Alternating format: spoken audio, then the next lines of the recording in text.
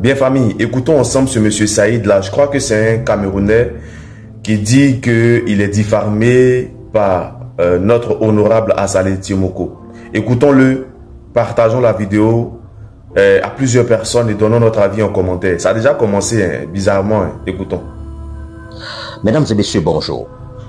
Dans une publication sur les réseaux sociaux, le député maire de Tchassalé s'en est pris à ma modeste personne dans des termes injurieux et diffamatoires portant atteinte à mon honneur ainsi qu'à ma respectabilité.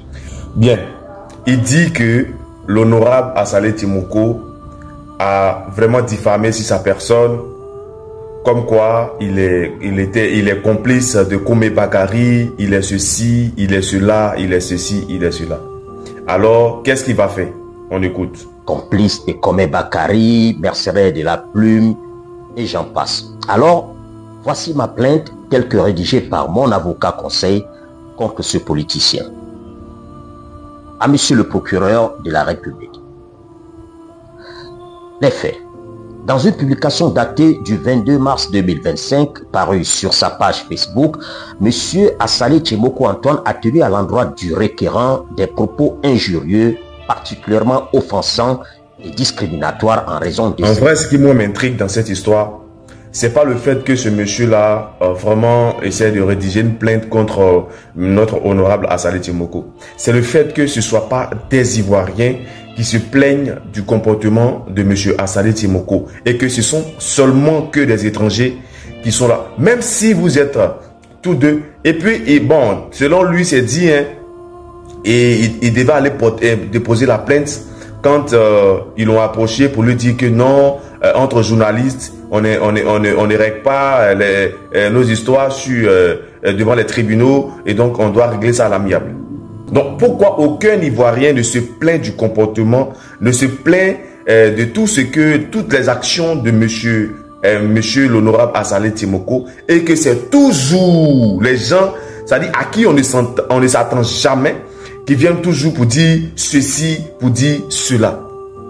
Vous avez quel problème? Est-ce que notre pays vous appartient? Si tu es complice de quelque chose, c'est qu'on sait que tu es complice de quelque chose.